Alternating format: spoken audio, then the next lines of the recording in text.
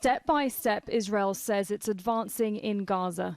Newly released videos showing what the Israeli military calls an expansion in its ground operations.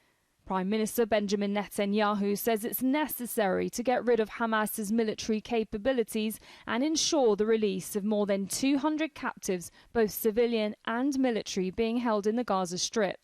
The ground operation that we extended can help us bring the hostages back. That's what we promise now. A promise that hasn't reassured relatives of those held captive or missing. They're feeling angry and anxious that their loved ones are at risk of being killed by Israel's airstrikes. So we were very clear about that all the hostages will come back home with any kind of negotiation that done or will be done, that we want all back and we don't care what they will give for that.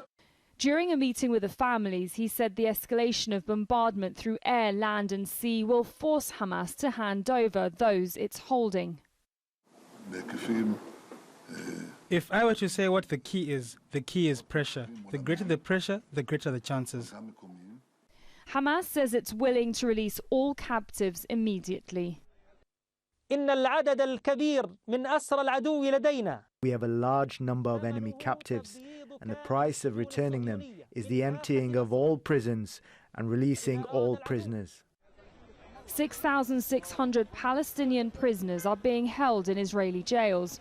Many, including children, have been held for years without charge or trial under so-called administrative detention rules. Now Qatar, the US and Egypt are continuing to mediate the release of all captives. Many Israelis, including captives' families, say the only option is to release Palestinian prisoners. Sara, Khairat, Al Jazeera, occupied East Jerusalem. David Desroche is a professor at the National Defense University and formerly the Pentagon's director of Arabian Peninsula Affairs. He says Israel is not prepared for a ground invasion.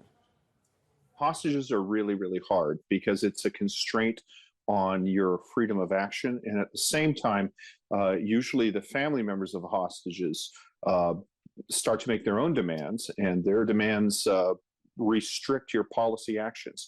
I think in general, Netanyahu is defaulting to his normal mode, which is security pressure, the hard line approach.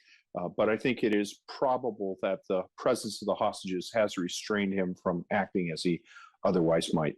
There's three problems really in Netanyahu going ahead with a full-fledged ground invasion right now or 2 days ago. The first is that the hostages probably would be killed in this, either by their captors or as part of the the civilian damage that goes on.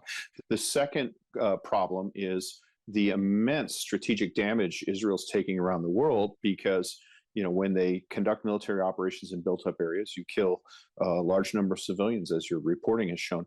And then the third problem is I just don't think the Israeli military is really prepared for this yet.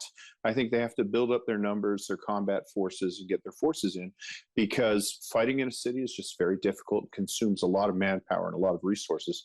It takes a while to have that prepared and ready to go. An invasion is a political problem, but you can invade and withdraw. If you occupy Gaza, you become responsible for the quality of life of everybody who lives there. And, you add 2 million Palestinians to the overall Israeli population, that undermines the very nature of the Israeli state. So it's a political dilemma that follows after a military dilemma. But the problem is, for Netanyahu, he has to stay in power or else he's in a little bit of trouble personally.